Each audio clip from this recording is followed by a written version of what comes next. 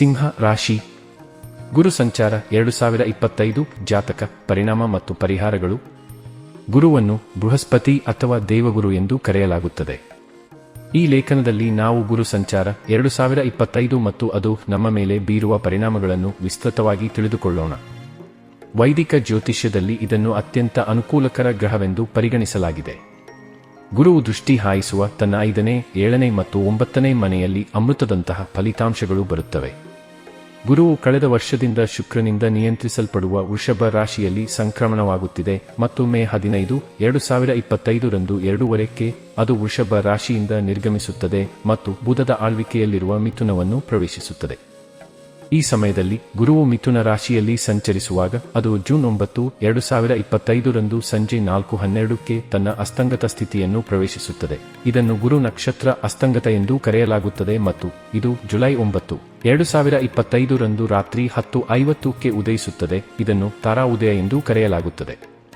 ಗುರು ಅಸ್ತಂಗತ ಹಂತವನ್ನು ಮಂಗಳಕರವೆಂದು ಪರಿಗಣಿಸಲಾಗುವುದಿಲ್ಲ ಮತ್ತು ಈ ಅವಧಿಯಲ್ಲಿ ಯಾವುದೇ ಶುಭ ಕಾರ್ಯವನ್ನು ಮಾಡುವುದನ್ನು ನಿಷೇಧಿಸಲಾಗಿದೆ, ಏಕೆಂದರೆ ಗುರುವು ಎಲ್ಲಾ ಶುಭ ಕಾರ್ಯಗಳನ್ನು ಮಾಡುವನು. ಗುರು ಅಸ್ತಂಗತವಾದಾಗ ಮದುವೆಯಂತಹ ಶುಭ ಕಾರ್ಯಗಳು ನಿಷಿದ್ಧವಾಗುತ್ತವೆ.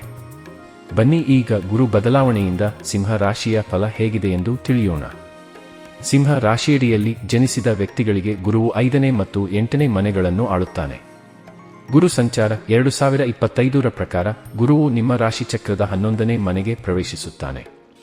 ಇದು ನಿಮಗೆ ಉತ್ತಮ ಯಶಸ್ಸಿನ ಅವಧಿಯಾಗಿದೆ.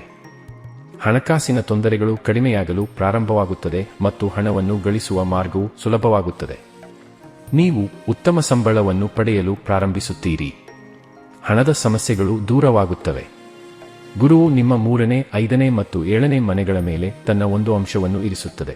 ಇದು ಒಂಟಿ ಜನರಿಗೆ ಮದುವೆಯ ನಿರೀಕ್ಷೆಗಳನ್ನು ಹೆಚ್ಚಿಸುತ್ತದೆ. ಪ್ರೇಮ ಸಂಬಂಧಗಳಲ್ಲಿ ಗಾಢತೆ ಇರುತ್ತದೆ. ಮಕ್ಕಳು ಪ್ರಗತಿ ಹೊಂದುವರು. ನೀವು ಮಗುವನ್ನು ಹೊಂದಲು ಬಯಸಿದರೆ ಅದು ಸಾಧ್ಯವಾಗುತ್ತದೆ.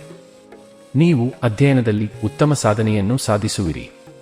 ತ್ವರಿತ ಆರ್ಥಿಕ ಲಾಭದ ನಿರೀಕ್ಷೆ ಇರುತ್ತದೆ. ನೀವು ಆಸ್ತಿಯನ್ನು ಆನುವಂಶಿಕವಾಗಿ ಪಡೆಯಬಹುದು. ನಿಮ್ಮ ಸಹೋದರ ಸಹೋದರಿಯರೊಂದಿಗೆ ಬೆರೆಯಲು ಇದು ಉತ್ತಮ ಅವಕಾಶವಾಗಿದೆ. ಅಕ್ಟೋಬರ್ನಲ್ಲಿ ಗುರುಗ್ರಹವು 12ನೇ ಮನೆಯಲ್ಲಿ ಕರ್ಕರಾಶಿಗೆ ಚಲಿಸಿದಾಗ ದೈಹಿಕ ಸಮಸ್ಯೆಗಳು ಉಲ್ಬಣಗೊಳ್ಳುತ್ತವೆ. ನಿಮ್ಮ ವೆಚ್ಚಗಳು ಹೆಚ್ಚಾಗುತ್ತವೆ ಮತ್ತು ಡಿಸೆಂಬರ್ನಲ್ಲಿ ಅದು ಹಿಮ್ಮುಖ ಸ್ಥಾನದಲ್ಲಿ 11ನೇ ಮನೆಗೆ ಪ್ರವೇಶಿಸಿದಾಗ ನೀವು ಹಣವನ್ನು ಸಂಪಾದಿಸಲು ಶ್ರಮಿಸಬೇಕಾಗುತ್ತದೆ. ನಿಮ್ಮ ಆದ್ಯತೆಗಳನ್ನು ಸಾಧಿಸುವಲ್ಲಿ ವಿಳಂಬವಾಗಬಹುದು. ನೀವು ಹಲವಾರು ಒಳ್ಳೆಯ ಕಾರ್ಯಗಳನ್ನು ಮಾಡುತ್ತೀರಿ ಮತ್ತು ಪೂಜೆ, ಧರ್ಮ, ಆಧ್ಯಾತ್ಮಿಕ ತೀರ್ಥಯಾತ್ರೆಗಳು ಮತ್ತು ಇತರ ಸಾಮಾಜಿಕ ಉದ್ದೇಶಗಳಿಗಾಗಿ ಹಣವನ್ನು ಖರ್ಚು ಮಾಡುತ್ತೀರಿ. ಇದು ನಿಮಗೆ ಮಾನಸಿಕ ತೃಪ್ತಿಯನ್ನು ನೀಡುವುದಲ್ಲದೆ ಸಮಾಜದಲ್ಲಿ ಗೌರವವನ್ನು ಗಳಿಸಿಕೊಡುತ್ತದೆ. ಧಾರ್ಮಿಕ ಪ್ರಯಾಣ ಮತ್ತು ವಿಸ್ತೃತ ಪ್ರಯಾಣಗಳ ಸಂಭವನೀಯತೆ ಇರುತ್ತದೆ.